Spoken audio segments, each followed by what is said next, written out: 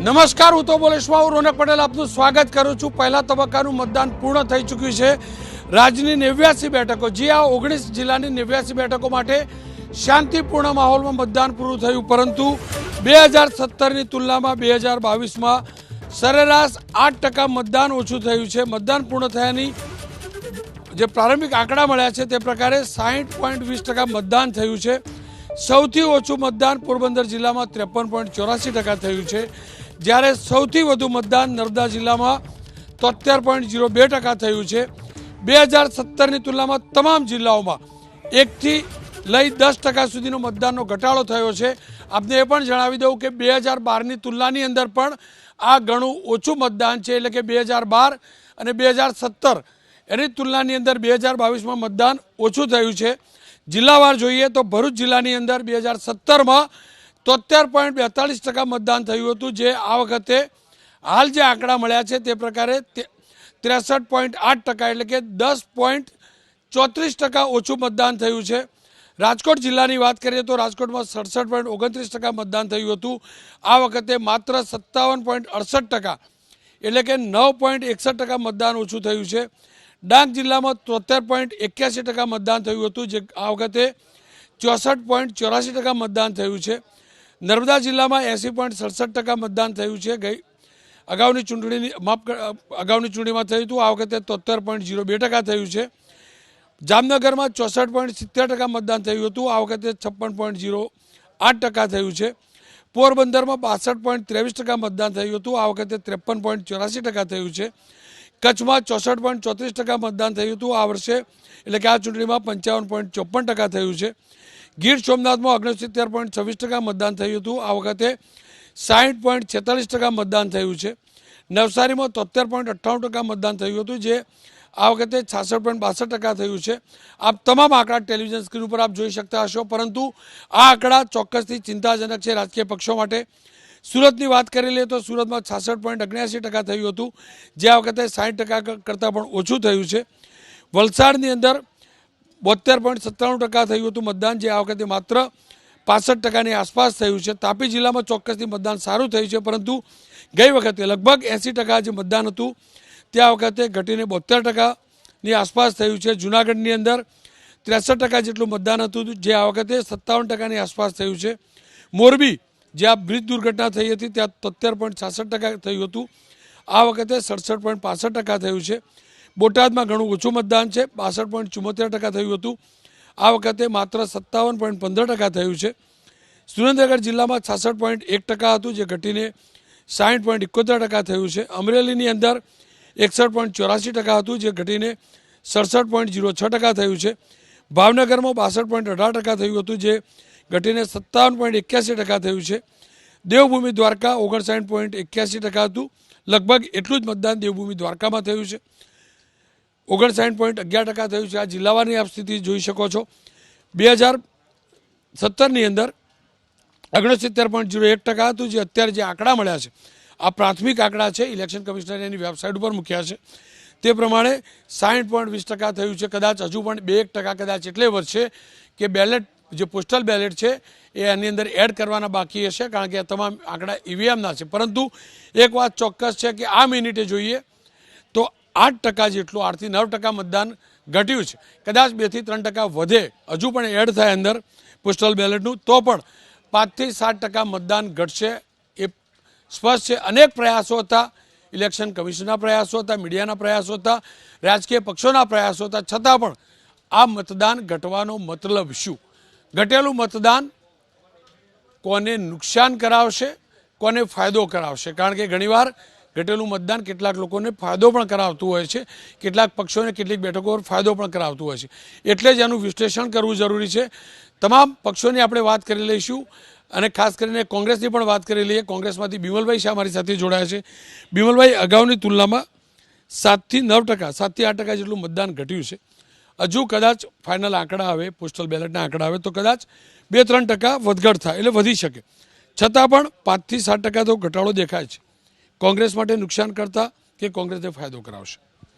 સ્વાભાવિક છે કે સત્તાધારી પક્ષમાં જ્યારે મતદાન ઓછું થાય ત્યારે સત્તાધારી પક્ષને જ નુકસાન થાય, અને એમણે બહુ જ ધમ પછાડા કર્યા, અનેક રેલીઓ કાઢી, મિટિંગો કરી, સભાઓ ગોઠવી, છતાં પણ પ્રજાનો મત આજે બની ગયો છે. જે પ્રમાણે મોંઘવારી અને બેરોજગારી છે, પ્રજાએ પોતાની ઉદાસીનતા બતાવી છે અને એટલા માટે જ એમણે મતદાન ઓછું કર્યું છે. આપ દિલીપભાઈ, આપ શું માનો છો? જો આદિવાસી વિસ્તારમાં શહેરી વિસ્તાર કરતાં વધુ મતદાન થયું છે, જોકે મતદાનના પર્સન્ટેજ ત્યાં પણ ઘટ્યા છે, શું સંકેત? એટલે ઓવરઓલ ઘટા છે. હું તમે આંકડા તમે બોલતા હતા ત્યારે હું એ જોતો હતો. ગયા આપણે લગભગ 80% ત્યાં પહોંચ્યા છીએ 2012થી આદિવાસી વિસ્તારોમાં. એમાં પણ ઘટ્યો, એટલે લગભગ સરેરાશ બધા જ જિલ્લામાં ઘટ્યા છે. એટલે પહેલી તમે વાત કરી, મને લાગે છે ઓવરઓલ આપણે પહેલી ચિંતા તો એ જ કરવી જોઈએ કે લોકશાહી માટે 40% જેટલા લોકો આવે જ નહીં મતદાન કરવા માટે, એ પણ બહુ ચિંતાનો વિષય છે. લોકો મતદાન કરવું જોઈએ, જેને પણ આપવા હોય, લોકોની મરજીની વાત છે, એટલે એ મહત્વની વાત છે. ને બીજું, આટલી બધા પ્રયાસો થયા, વારે અપીલ કરવામાં આવી હતી. 2017માં પણ આ જ પ્રકારે પ્રયાસો થયા હતા કે મતદાન વધારે થાય. એનો મતલબ એ થયો કે જે પક્ષને 27 વર્ષ પછી પણ સત્તા રિપીટ કરવાની ગણતરી હોય, એમણે કમસે કમ પોતાના મતદારોને પોતાને ત્યાં લાવવાની કોશિશ કરવી જોઈએ. અને બીજું, આવડું મોટું સંગઠનો, આવડું મોટું નેટવર્ક હોય અને એટલા કાર્યકરો છે, એને કોશિશ કરી હોય કે આપણે રેકોર્ડ કરી શકીએ, અને છતાં બી ન થતું હોય, તો એનો મતલબ એ છે કે ચિંતાનું કારણ છે. અને જે લોજિક છે સામાન્ય રીતે એ જ કે શાસક પક્ષ હોય એને થોડી ઘણી ચિંતા રહી જ્યારે એ ઘટતું હોય ત્યારે. જનકભાઈ, સવારે જે પ્રકારની લાઈનો દેખાઈ રહી હતી, એવું હતું કે કદાચ ગઈ વખત જેટલું તો મતદાન થશે, પરંતુ સતત મતદાનમાં ઘટાડો થયો. 2012, 2017 ને હવે એનાથી પણ ઓછું. લોકશાહી માટે કેટલું ખતરનાક? લોકશાહી માટે તો ખતરનાક છે જ, કારણ કે 5 વર્ષે એક વખત આપણા બંધારણના આમુખમાં છે for the people, by the people, of the people, જે આપણું બંધારણ છે એમાં બાય ધ પીપલ માટે એક વખત ચાન્સ મળે છે 5 વર્ષે તમારી પસંદગીની સરકાર બનાવવા માટે. એમાં ઉદાસીનતા એ ઘણું ગંભીર બાબત કહેવાય કે આટલા વર્ષો પછી આપણે 75 આઝાદીના 75 ઉજવતા હોઈએ ત્યારે લોકો આ ઇલેક્શનને એક બંધારણીય અધિકારને જતો કરે છે, એ ખરેખર દુઃખદ ઘટના કહેવાય. મતદાન પ્રત્યે આટલી ઉદાસીનતા એ આપણે પછી એકવાર મત આપવા ન જઈએ અને પછી સરકાર સામે આક્ષેપો કરીએ, એ ઉચિત નથી હોતું. તમારે તમારી પોતાની પસંદગીના ઉમેદવારને મત આપવો જોઈએ. એટલું જ નહીં, હવે તો સરકારે, ચૂંટણી પંચે એમાં વ્યવસ્થા પણ આપી છે, તમને કોઈ ઉમેદવાર પસંદ નહીં તો નોટાનો પણ ઉપયોગ કરી શકો છો, પણ મતદાન મથક સુધી જવું જ જોઈએ લોકશાહીના એક આપણે એક સિપાહી તરીકે. આ ઘટના, આ વખતનું જે મતદાન છે એ ઘણું ઓછું છે, પરંતુ છેલ્લા 15 દિવસ એટલે ઉમેદવાર જાહેર થયા પછી સતત રેલીઓ, સભાઓ થતી હતી અને માહોલ ઊભો થતો નહોતો. દરેક રાજકીય પક્ષમાં વ્યક્તિગત જ્યારે મળતા હતા ત્યારે બધા એક વાત નિશાસો નાખતા હતા કે એટલા પ્રયત્નો કરીએ છીએ પણ માહોલ જામતો નથી, મતદારો એનું મન કળવા દેતા નથી. આ વાત પત્રકારો અને રાજકારણીઓમાં વ્યાપક ચર્ચામાં વિષય હતો જ, અને ત્યારે પણ કહેતા હતા કે આ વખતે કદાચ મતદાન ઓછું થશે, આવી ચિંતા વ્યક્ત કરતા હતા, અને એ બન્યું છે. એટલે મતદારોની ઉદાસીનતા જે કંઈ હોય એમાં આપણે બહુ ન પડીએ કે ભાજપને કારણે કે કોંગ્રેસને કારણે કે આ બધી પાર્ટી કારણે, પણ મતદારોની ઉદાસીનતા કોઈ પણ મુદ્દે હતી એ છેલ્લા આપણે 10 દિવસથી દેખાતું હતું, અને એનો પડઘો આજે પડ્યો છે. બેન, આપણી સુધી જાણવું તો જુઓ, ટેકનોલોજી પણ આવી, પ્રચાર પ્રસારના સાધનો પણ વધ્યા. પહેલાં તો સ્લીપ મળી નહોતી એટલે લોકો મત નહોતા કરતા, હવે એ પણ ઝંઝટ ગઈ, છતાં પણ મતદાન ઘટવું શું કારણ? શું પક્ષોમાં લોકોને ભરોસો નથી? શું ધારાસભ્યોમાં ભરોસો નથી? એક કારણ હોઈ શકે આ ઉદાસીનતા પાછળનું? મને એવું લાગે છે કે કોઈ પણ કારણ હોય ઉદાસીનતા પાછળનું, મતદાન કરવા તરફની ઉદાસીનતાનું, એ લોકશાહી માટે તો ખતરારૂપ જ છે. દરેકે પોતાની જવાબદારી સમજીને વોટિંગ કરવું જોઈએ. હજી એક ફેઝ બાકી છે, એમાં જે પણ મતદારો આવે છે એમણે કરવું જોઈએ. એક જમાનો હતો જ્યારે વોટિંગની રાઇટ્સ લેવા માટે એમ કે મહિલાઓને ફાઇટ કરવી પડી હતી, ચળવળ ચલાવવી પડી હતી દુનિયાભરમાં, અને મતાધિકાર મળ્યા બાદ મતાધિકારનો જો તમને વેલ્યુ ના હોય તો એ બહુ ચિંતાનો વિષય છે.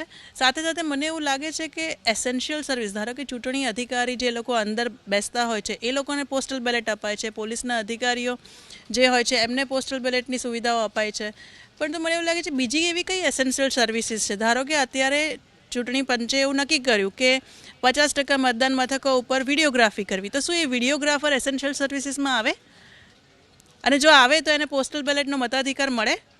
મીડિયા, જેમ કે મીડિયા કવરેજ કરવા માટે આટલું બધી જગ્યાએ જતી હશે તો શું એસેન્શિયલ સર્વિસમાં આવે અને શું એને પોસ્ટલ બેલેટથી રાઇટ મળવો જોઈએ? કેટલા બધા મીડિયાના લોકોએ આજે વોટ નહીં કર્યું હોય કારણ કે એ લોકો આખા દિવસની ચૂંટણી પ્રક્રિયા કવર કરવામાં લાગ્યા હશે. તો સરકારે આ એસેન્શિયલ સર્વિસીસ અને ચૂંટણી સાથે સંકળાયેલી આખી મિકેનિઝમને થોડી વ્યાપક રીતે જોવાની જરૂર છે.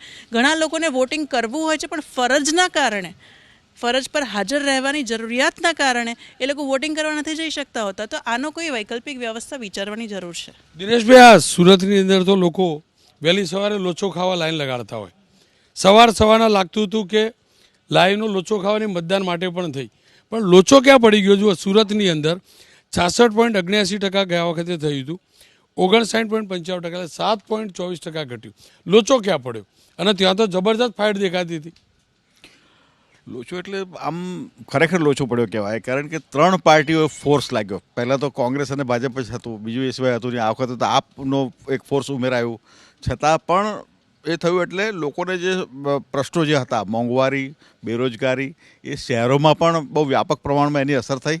એટલે એક એન્ટી ઇન્કમ્બન્સી બહુ મોટું ફેક્ટર કામ કરી ગયું આમાં. 27 વર્ષથી એક પક્ષ હોય તેની પાસે શહેરી વિસ્તારોમાં બીજા પ્રાથમિક સુવિધાના કામો નહીં હોય, પણ ઓવરઓલ મોંઘવારી તો બધાને જ લાગવાની છે, બેકારી તો બધાને શહેરમાં પણ લાગવાની છે. એટલે આ એક બહુ મોટું ફેક્ટર અસર કરી ગઈ. એટલે લોકોમાં જે દેખાતું હતું તે આપણે 10 દિવસથી આપણે આ જ ચર્ચા કરીએ છીએ કે લોકોમાં ઉત્સાહ દેખાતો નથી, કે લોકો કડવા દેતા નથી. એ નિરુત્સાહને કારણે જ એ કરવું. ઇવન પોલિટિકલ પાર્ટીઓએ પણ સભાઓમાં સંખ્યા થતી નહીં હતી, એટલે રોડ શો કરવા પડ્યા. તમે જો તો જે તે એમાં મત વિસ્તારમાં એ લોકો રોડ શો કરતા હોય છે, પણ આ વખતે રોડ શો ઉપર વધારે ધ્યાન આપ્યું, કારણ કે પ્રજા નથી આવતી તો આપણે પ્રજા પાસે જઈએ. આ પ્રકારના પ્રયત્નો કરવા છતાં પણ મતદાન ઘણું ઓછું થયું. ચિંતાજનક બાબત છે. જીગર, સવારથી તમે અપડેટ્સ લેતા હતા અને શરૂઆતમાં આપણા ત્યાં જે બ્રેકિંગ ચાલતા હતા કે જબરજસ્ત ઉત્સાહ છે, જબરજસ્ત ઉત્સાહ, પણ એ ઉત્સાહ ઓછો થતો કયા તબક્કે દેખાયો?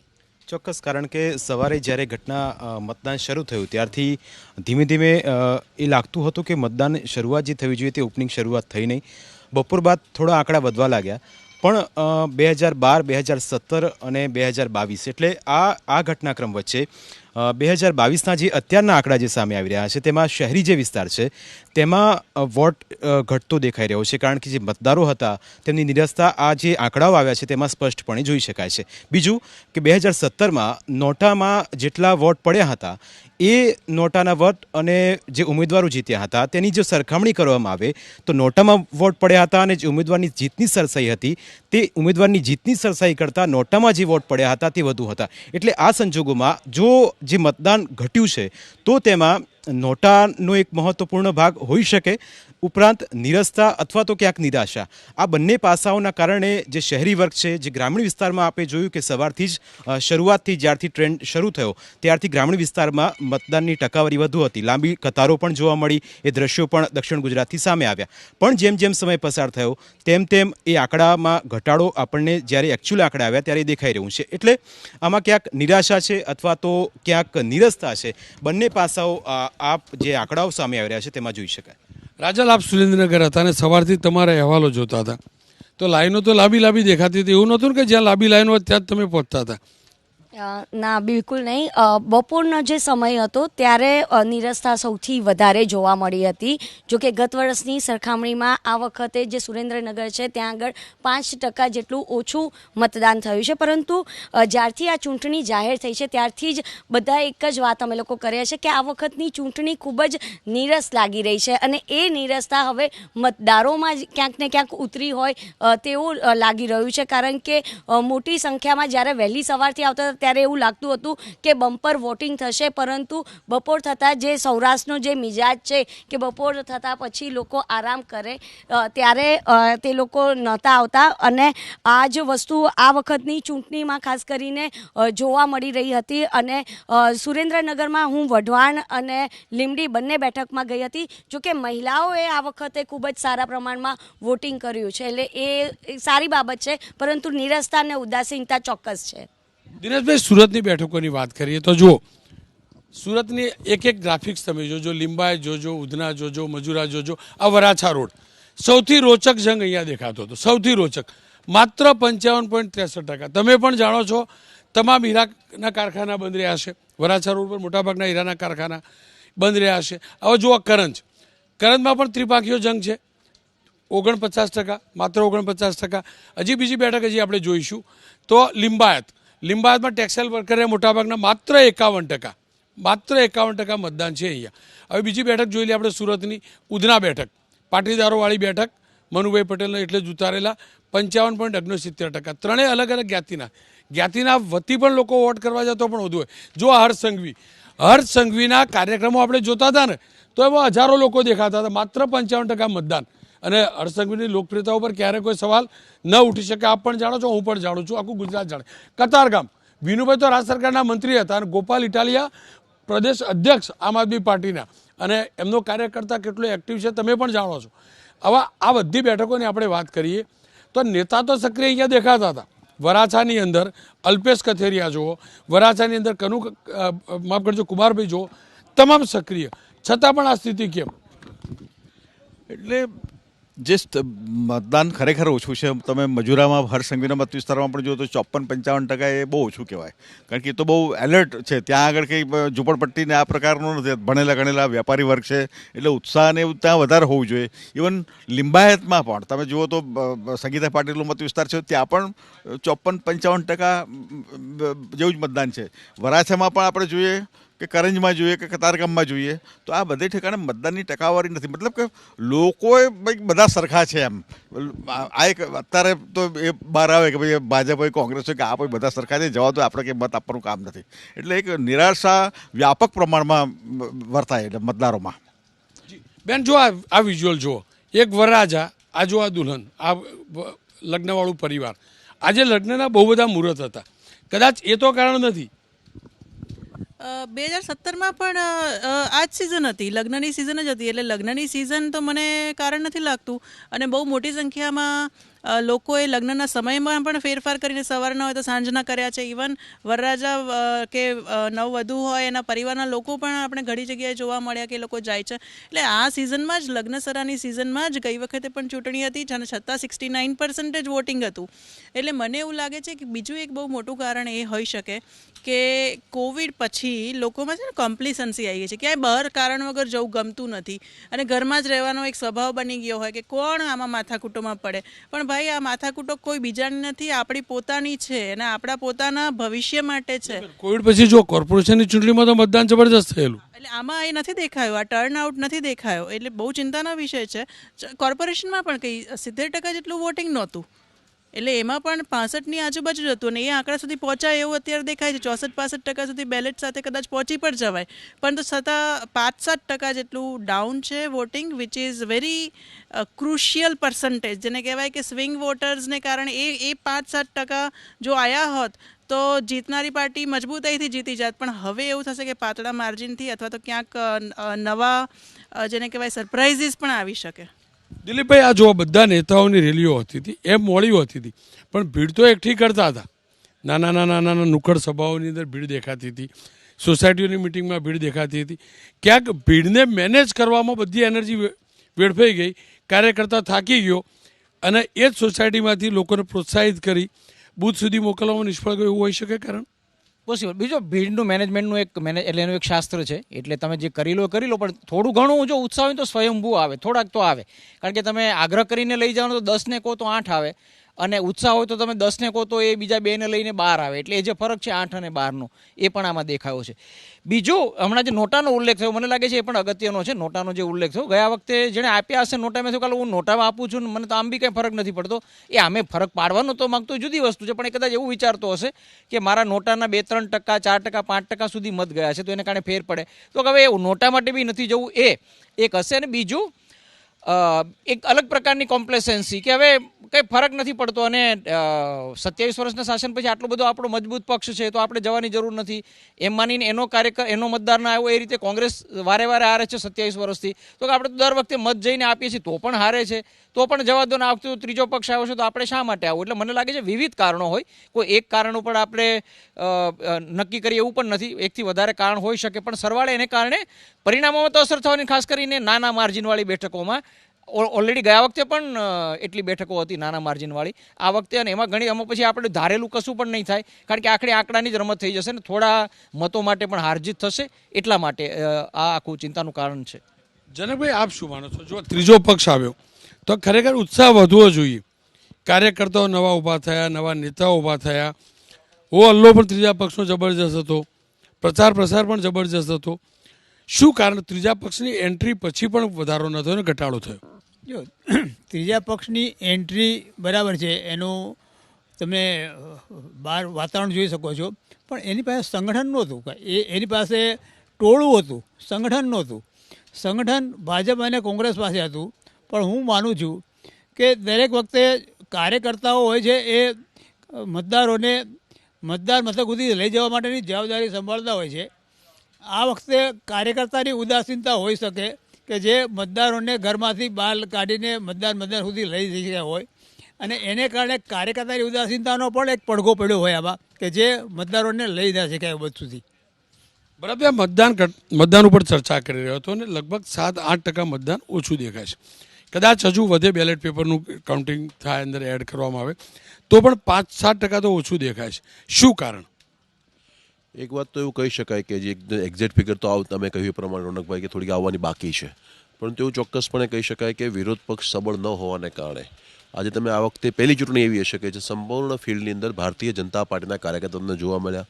સૌથી વધારે ભારતીય જનતા પાર્ટીની પબ્લિક રેલી હોય, મિટિંગ હોય, રોડ શો હોય, એક તરફી આખું વાતાવરણ ચૂંટણીનું એવું દેખાતું હતું. આ વખતે પહેલી વખત એવું થયું હશે કે કોંગ્રેસના રાષ્ટ્રીય નેતૃત્વ આવવા તૈયાર નહોતું, અથવા એમને ખબર હતી કે ભાઈ હાર થવાની છે તો હારનું ઠીકરું પોતાના પર શા માટે લેવું, એટલા માટે પણ આવવા તૈયાર નહોતા. આ તો વાતાવરણ બન્યું અને મીડિયામાં તમારા જેવા લોકોએ બધા ઇસ્યુ રેઝ કર્યા કે કેમ આવતા નથી, અને એટલા માટે થઈને છેલ્લે એકાદ રેલી કરવા માટે આવ્યા. એટલે આમ જુઓ તો એક સંપૂર્ણ એક બાજુ લાગે છે કે એક બાજુ ભારતીય જનતા પાર્ટી છે, સામે કોઈ હોય જ નહીં. અને બીજું સૌથી મહત્વનું મને પાસું જે લાગે છે તે પ્રકારે કે પેજ સમિતિ સુધીના કાર્યકર્તા ભાજપના હોવાને ભાજપના મતદારો મતદાન મથક સુધી પહોંચ્યા, પરંતુ સામે કાર્યકર્તા પણ નથી. નેતાની રેલી નથી થઈ, વાતાવરણથી બન્યું એ તો થયું, એક પાસું થયું. બીજું પાસું જે છે તે કે ભાઈ એમની પાસે કાર્યકર્તા ન હોવાને કારણે એમના મતદારો જે છે એ પણ પહોંચ્યા નહીં હોય અત્યારે એવું પ્રાથમિક તબક્કે દેખાય છે.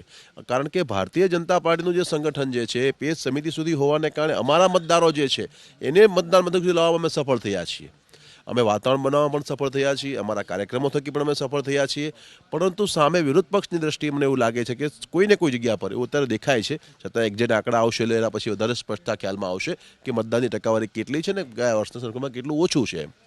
વિમલભાઈ, જો એમનું કહેવું એમ છે કે એમના બધા મતદાતાએ મત કર્યો, તમારા કોઈ મતદાતા મત કરવા જ ના ગયા. પરિણામ બતાવશે. હું આજે પણ કહું, અમારી પાસે જે રિપોર્ટ આવ્યો જે પ્રમાણે એમની પોલ ખુલી ગઈ છે. પેજ પ્રમુખોની આટલી બધી આટલા બધા અબજો કરોડો રૂપિયા ખર્ચ્યા, રેલીઓ કાઢી, સભાઓ કરી, વ્યવસ્થાઓ ગોઠવી, છતાં પણ એમનો મતદાન, એમનો કાર્યકર્તા બહાર નીકળ્યો નહીં. આ પેજ પ્રમુખ, અમારું તો આટલા બધા પેજ પ્રમુખો છે, ક્યાં મતદાન કર્યું? તમે જુઓ, શહેરોમાં મતદાન ઓછું થયું છે. અમારા કાર્યકર્તા જે ગામડામાં અમે કહેતા હતા કે અમારો કાર્યકર્તા બૂથ સુધી પહોંચ્યો છે, અને જે ગામડામાં અમારા કાર્યકર્તા પહોંચ્યા, જે ગામડામાં મતદાન થયું છે, આજે અમારી પાસે જે રિપોર્ટ આવ્યો છે ને 60 સીટ, હું તો માનું છું પહેલા રાઉન્ડમાં અમે જીતેલા દેખાય છે ને આવતીકાલ સરકાર બનાવીશું, એમાં અમને કોઈ બે મત દેખાતો નથી.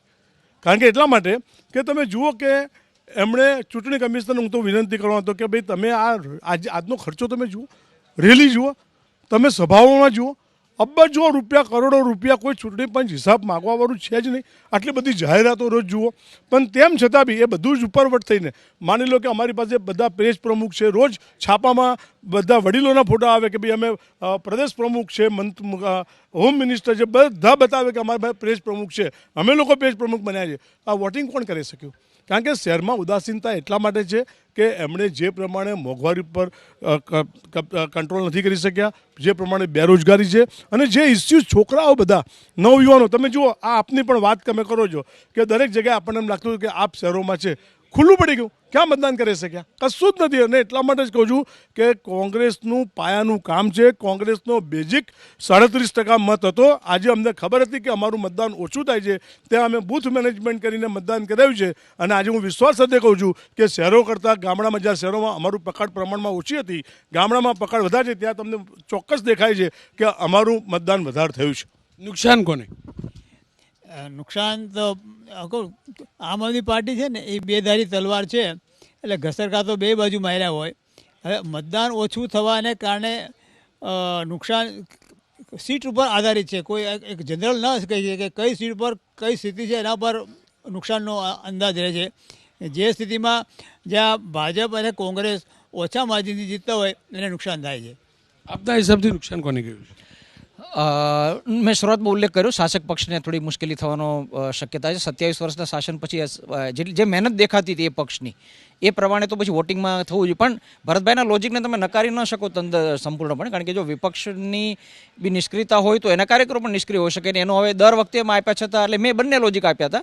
ભાજપના કાર્યક્રમ લાગતો કે આપણા એટલા બધા પાવરફુલ નેતાઓ છે તો જીતી જશે, આપણે ક્યાં જવાની જરૂર છે. અને કોંગ્રેસના કાર્યકરો લાગતું કે આપણે દર વખતે જઈએ છીએ છતાં નથી આવતા, એટલે હોઈ શકે. પણ આપણે જે પેલી વાત કરી ને કે જ્યારે પરિવર્તન આવવાનું હોય મોટું તો લોકો ઉલટાના જોશભેર જઈને વોટિંગ કરે. પણ એ ક્યારે? તો એ છે ને તમને પ્રચાર વખતે અને પહેલીથી એનું વાતાવરણ દેખાય, એ વાતાવરણ નહોતું. એનો મતલબ એ થયું કે હવે શું કરવાનું, આટલો વિશ્વાસ મૂક્યા પછી કંઈ નથી થયું, જવા દો, આપણે મતદાન બી નથી કરવું. એનો મતલબ એ પણ થયો કે બાકીના ત્રીજા વિકલ્પને પણ ના સ્વીકાર્યો હોય, પણ આ પહેલા વિકલ્પને તો હવે નથી જ આપવો, એ સમજી લેશે એ લોકો અંદરો અંદર. અમે તો થાક્યા, આપણાથી કંઈ થઈ શકે એવું નથી, હવે જે બાકીના લોકોને જે કરવું હોય કરે. એમ આમાં 5-7 પ્રકારના લોજિક લાગી શકે છે.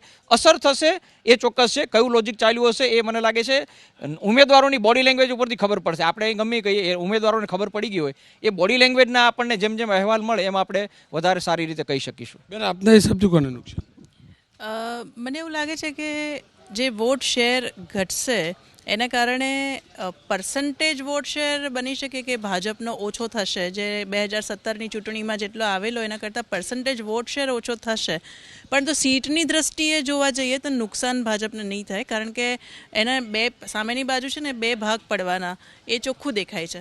બીજું, જે આ ઓછું વોટિંગ થયું છે એમાં મને એવું લાગે છે કે તમે જો અમિતભાઈ શાહની છેલ્લે સભા સાંભળી હોય 2-3 દિવસ પહેલાંની, તો એમણે ચોખ્ખું કીધેલું કે જીતી જવાના છે એના આરામમાં ના આવી જતા, પણ એક જણને 100 જણને લઈને વોટ કરવા જજો, એ પ્રકારનું કીધેલું. એટલે એમાં પણ ક્યાંક એવું લાગે કે જીતી જવાના છીએ તો હવે ક્યાં જવાની જરૂર છે. અને સામે બીજી બાજુ કે હવે આપણે કોંગ્રેસમાં વોટ આપીએ છીએ, સત્તામાં આવતી નથી, ખાલી ખોટું ક્યાં જવું. એ બંને દ્રષ્ટિએ જોવા જાવ તો બંનેનો એમાં પર પ્રભાવ પડ્યો હોય ને એટલે વોટિંગ ઓછું થયું.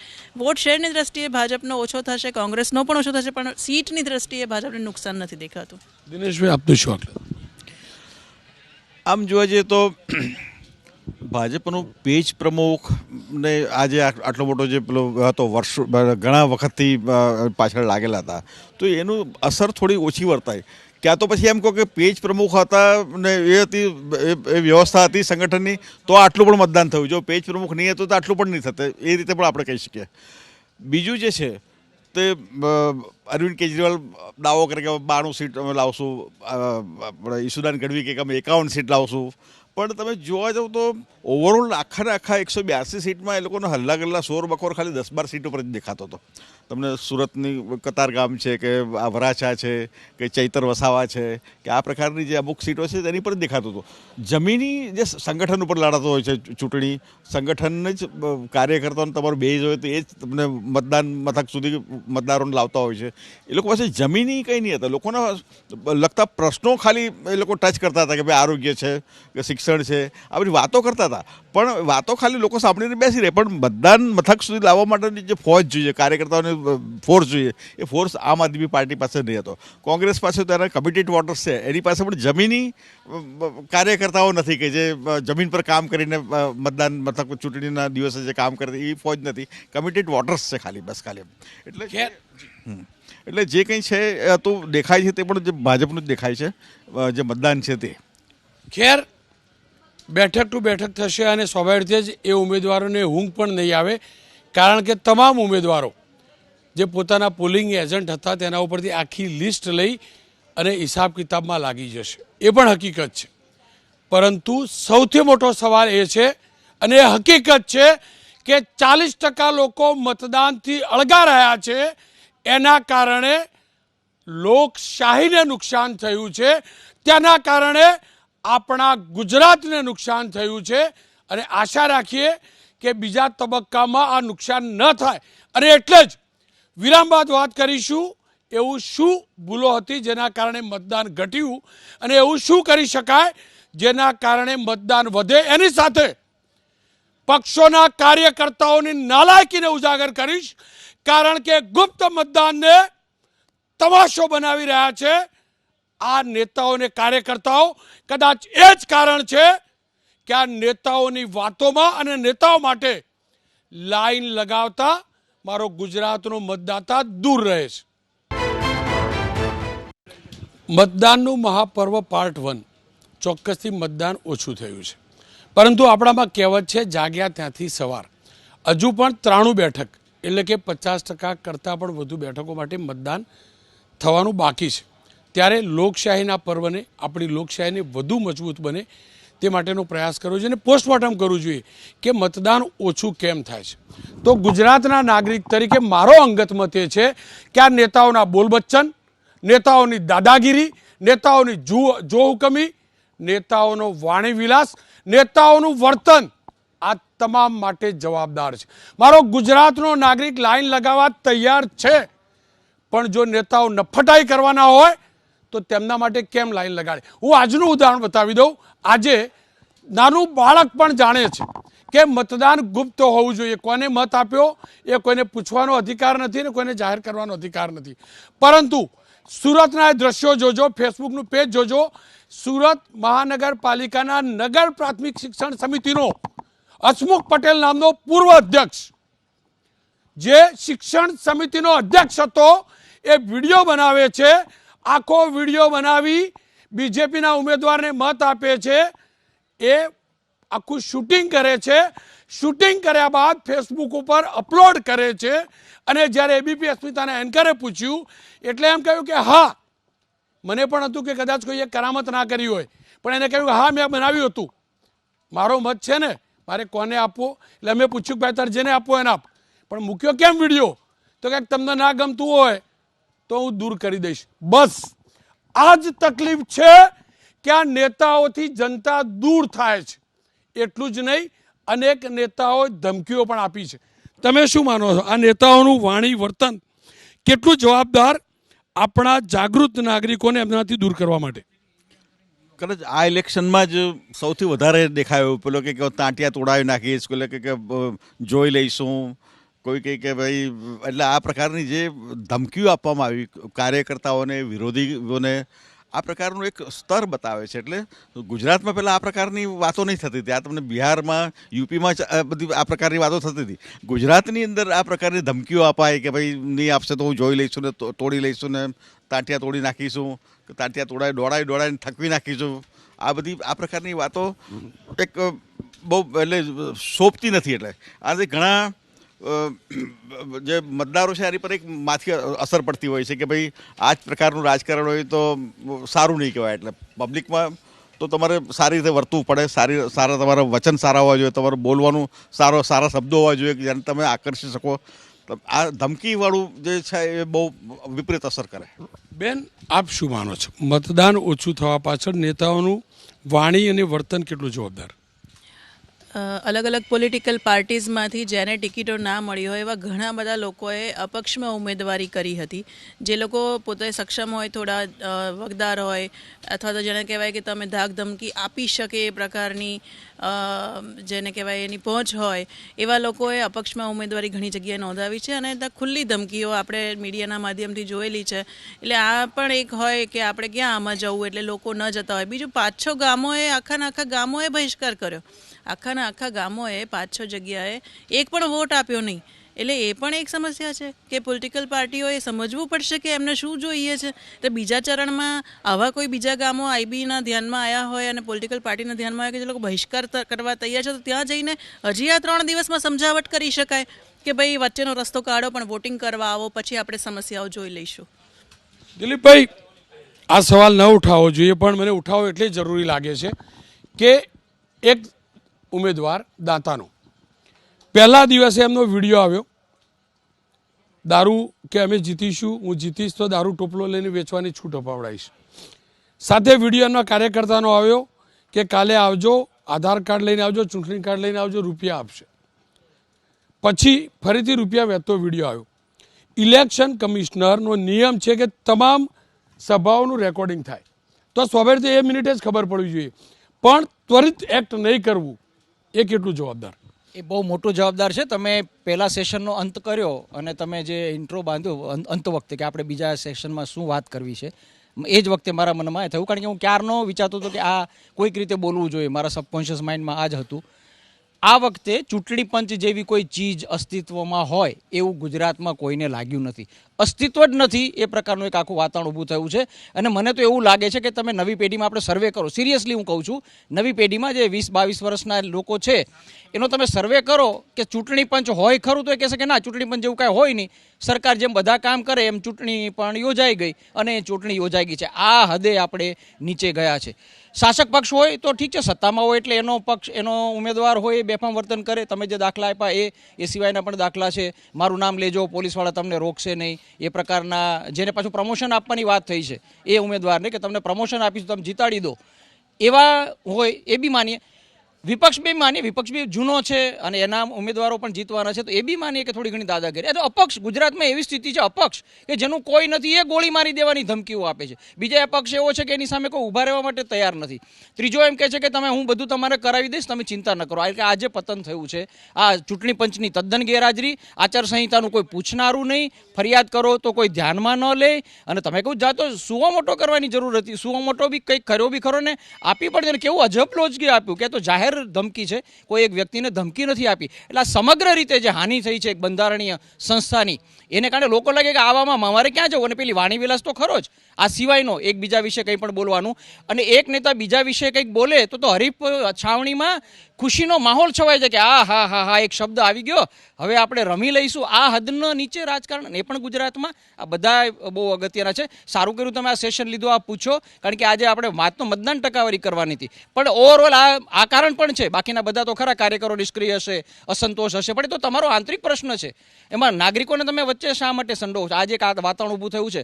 આ પ્રકારના રાજકારણમાં કેવી રીતે આપણે રહી શકીશું? એટલે પણ આ ઘટ્યું છે, એમાં નથી. અને બહુ સારું કર્યું તમે આ આખો વિષય ઉપર વાત થઈ. જનકભાઈ, ગવર્મેન્ટ ઓથોરિટી સદંતર નિષ્ફળ પહેલેથી હતી. મારા અમદાવાદના મેટ્રોના એકે એક પિલ્લર બીજેપી, કોંગ્રેસ, આમ આદમી પાર્ટીએ ચિતરેલા. મારા તમારા પૈસે પાછળથી ચૂંટણી આવી એટલે કૂચડો માર્યો. અમે પણ મુદ્દો ઉઠાવ્યો, કોર્પોરેશને કશું ના કર્યું. આ જ પ્રકારની માનસિકતાના કારણે લોકોને આજે ચૂંટણીવાળી લોકશાહી છે એમાંથી વિશ્વાસ દૂર થાય છે. જો આ દરેક ચૂંટણી કરતાં આ વખતની ચૂંટણીમાં ખાસ કરીને પત્રકાર જગતે સૌથી વધુ ટીએન શેષાનને યાદ કર્યા છે. ટીએન શેષાનમાંથી કંઈ શીખવા માટે પણ ચૂંટણી પંચને લોકોએ વિનંતી કરી કે તમે આમાંથી કંઈ શીખો, તમે તમારા જે પાવર્સ છે એને તમે જાણો. પણ આ વખતે કશું જ થયું નથી. આમાં મોટી જવાબદારી કલેક્ટરોની આવે છે. કલેક્ટર એ જે જિલ્લાના એ ચૂંટણીના ઇન્ચાર્જ હોય છે. કલેક્ટર દ્વારા કોઈ પગલાં, જે આપણે બેને કીધું કે ઘણા બધા ગામોએ ચૂંટણીનો બહિષ્કાર કર્યો હતો, એ કલેક્ટરની ફરજ આવતી હતી કે એણે એ ગામમાં જઈને એનો નિરાકરણ લાવવું જોઈએ અને ચૂંટણી મતદાન કરવા માટે સમજાવવું જોઈએ. કલેક્ટરની ફરજમાં આવે છે. કલેક્ટરે આવા કોઈ જ પગલાં લીધા નથી, કોઈ એને જાણતા નથી એવું રાખ્યું છે. અને જે રીતે આ વખતે દબંગગીરી ચાલી છે, આવી કોઈ પણ ચૂંટણીમાં આપણે જોવા નથી મળી. આને જો રોકવામાં નહીં આવે તો આવતીકાલે ગુજરાત પણ બિહાર બની શકે છે, ઉત્તર પ્રદેશ થઈ શકે છે. આ દબંગગીરીને રોકવી અતિ જરૂરી છે. નહીં તો આ મતદાનની ટકાવારી છે ને એ 60%માંથી જે 25%, 30% પહોંચી જશે. બિમલભાઈ, જો અંધકારની વચ્ચે આશાનું કિરણ પણ હોય ને, તમે એ પેઢીના નેતા છો, ભાજપને પણ જોયું છે, કોંગ્રેસને પણ જોયું છે. નકારાત્મકતાથી દૂર રહીને બીજા તબક્કામાં વધુ મતદાન થાય તે માટે શું પ્રયાસ થઈ શકે અને શું હોઈ શકે? પહેલી વસ્તુ તો આપના માધ્યમ દ્વારા હું સેકન્ડ ફેઝમાં ચૂંટણીના મતદારોને વિનંતી કરું છું કે આ ફર્સ્ટ ફેઝમાં જે પરિણામ આવ્યું છે એના કરતાં અનેક ગણું મતદાન આપ કરો અને કરાવડાવો.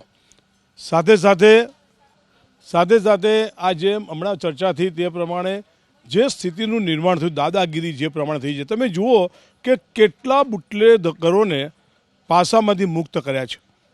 કેટલા લોકો 151માં જે આવ્યા છે એવા લોકોને જોડે રહીને અપક્ષના ફોર્મો ભરાવડાયા છે.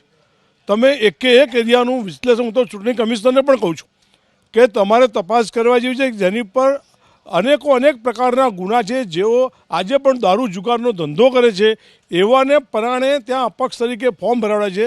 અને પ્રજા જુએ છે કે ભાઈ આ માણસ અપક્ષમાં ફોર્મ ભર્યું છે, કેમ ભર્યું છે? તો આને પોલીસના માધ્યમ દ્વારા દબાણ કરીને ફોર્મ ભરાવડાવવામાં આવ્યું છે.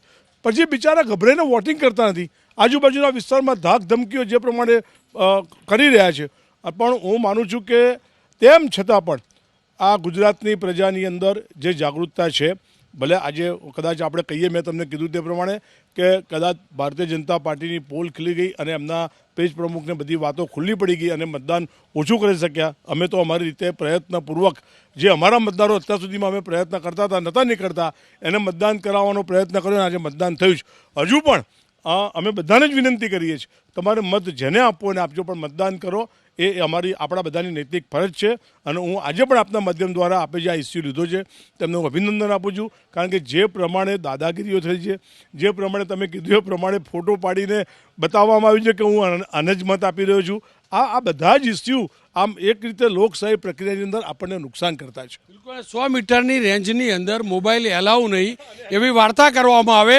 મીડિયા જ્યારે રિઝલ્ટના દિવસે કવરેજ કરવા માટે હોય તો મોબાઈલ અમારે છુપાવીને લઈ જવો પડે છે. દૂરથી કવરેજ કરવાના હોઈએ તો, અને એક નેતા દબંગાઈથી બૂથની અંદર ફરતો હોય, જાગવું પડશે. શું કારણ અને શું થઈ શકે કે હજુ મતદાન વધે? એક તો સિવિલ સોસાયટી આગળ આવે અને સિવિલ સોસાયટી સાથે શહેરના દરેક નાગરિકો એક અપીલ તરીકે આગળ આવે કે ભાઈ લોકશાહીનું મહાપર્વ જે છે એ આપણે મનાવવું હશે તો સૌએ સાથે મળીને આગળ આવવું પડશે અને સૌએ સાથે મળીને પ્રયાસ કરવો પડશે. સાથે સાથે તમે 2-3 બાબતોનો ઉલ્લેખ કર્યો કે ભાઈ વાણી વર્તનના સંદર્ભમાં હું આપને રોનકભાઈ કહેવા માગું છું, આજે જ માનનીય પ્રધાનમંત્રીશ્રીએ પોતે પણ એનો ઉલ્લેખ કર્યો. ગુજરાત ચૂંટણી જાહેર થવાની તૈયારી હતી, એ સમયે કોંગ્રેસના વરિષ્ઠ આગેવાન આવે, ઉપરથી સૂચના મળે એને અને ગુજરાતમાં આવીને પ્રધાનમંત્રી મોદીજીને એની ઓકાત બતાવવાની વાત કરે. પહેલી ઘટના. જે કોંગ્રેસ પાર્ટી શાસનમાં હતી, રામ સેતુ વખતે સુપ્રીમ કોર્ટમાં એફિડેવિટ કર્યું હતું કે ભગવાન રામ કાલ્પનિક છે. ભગવાન રામમાં ન માનનારી કોંગ્રેસના રાષ્ટ્રીય અધ્યક્ષ ગુજરાત આવે અને પ્રધાનમંત્રીજીને રાવણ સાથે સરખાવે. રામમાં માનવા તૈયાર નથી, પરંતુ રામ ભક્ત મોદી સાહેબને રાવણ કે. તમે વિચાર કરો કે શા માટેથી આ નિવેદનો કરવામાં આવે છે? ચોક્કસ લોકોને ખુશ કરવા માટે થઈને પ્રધાનમંત્રીજી ઉપર ગાળો આપવાની. પ્રધાનમંત્રી એ વ્યક્તિ નથી, એ સ્વાયત્ત સંસ્થાના વડા છે, સંગઠન એક સરકારના કોન્સ્ટિટ્યુશનલ પોસ્ટ પર છે અને એની માટે થઈને આ પ્રકારના વાણીના ઉચ્ચારણો કરવાના, એને ગાળો આપવાની, કીચડ ઉચાળવાનો અને વારંવાર. આ પહેલી ઘટના નથી. ભૂતકાળમાં આપણે જાણીએ છીએ કે પાકિસ્તાનમાં જઈને પણ મોદીજીને ગાળો આપવાનું કામ થયું છે. જેટલી ગાળો દર વખતે આપે છે, કોઈને ખુશ કરવા માટે આપે છે અને ગુજરાતની જનતા જોવે છે. અને આટલી મોટી પોસ્ટ પર રહેલા વ્યક્તિને પણ જો માફ ન કરતી હોય કોંગ્રેસ, તો આ સ્વાભાવિકપણે ગુજરાતની જનતા એનું રિએક્શન પણ આપતી હોય છે અને મને લાગે છે કે આગામી દિવસમાં ચોક્કસપણે એનું રિએક્શન પણ ગુજરાતની જનતા આપશે. ભરતભાઈ, સમયનો અભાવ છે એટલે બિમલભાઈનું રિએક્શન નહીં લઉં, પરંતુ ભરતભાઈ તમને યાદ કરાવી દઉં, મારા ગુજરાત સરકારના મંત્રી જગદીશભાઈ વિશ્વકર્માએ મારા જ દેશના એક રાજ્ય દિલ્હીના મુખ્યમંત્રીને આ ચૂંટણીમાં નાક કહેલા. એ કોને ખુશ કરવા કરતા હતા? અને ફરીથી કહું છું, નેતાઓ કોંગ્રેસના હોય, ભાજપના હોય કે આમ આદમી પાર્ટીના, તેમને ઝેરનું વાવેતર કર્યું છે અને એટલે જ અમારા જેવો મતદાતાનું મન અને દિલ બંને તૂટ્યું છે. આજે જે મતદાન થયું તેમાં થોડા ઘણા અંશે નિરસ્તા જોવા મળી. આશા રાખીએ પોસ્ટલ બેલેટના જે વોટ એડ થાય એના પછી જે આ ઘટાડો દેખાય છે એટલો મોટો ન હોય, કારણ કે હાલ 7 થી 9% ઘટાડો દેખાય છે. 2 થી 3% પોસ્ટલ બેલેટ હોઈ શકે છે. પરંતુ પાર્ટ 1 ઉપરથી આપણે શીખવું પડશે કે બીજા તબક્કાનું મતદાન જ્યારે 5 તારીખે થવાનું છે ત્યારે આપણે જાગૃતતા બતાવી. નેતાઓ જે કરતા હોય તે, નેતાઓ જે ભાષણ આપે તે, તેમનું વાણી વર્તન જે હોય તે, લોકશાહીનું જતન કરવું તે આપણી ફરજ છે. મત એ અધિકાર માત્ર નથી. મત આપવો, મત આપવા જવું, સમયસર આપવો, સારો ઉમેદવાર શોધવો, સારા ઉમેદવારને મત આપવો એ પણ આપણી એટલી જ ફરજ છે. આશા રાખું ઉત્તર ગુજરાત અને મધ્ય ગુજરાતમાં જ્યારે મતદાન થવાનું છે ત્યારે મતની ટકાવારી વધે અને જે ખોટ પાર્ટ 1માં દેખાઈ છે તે કસર પાર્ટ 2માં પૂરી થાય.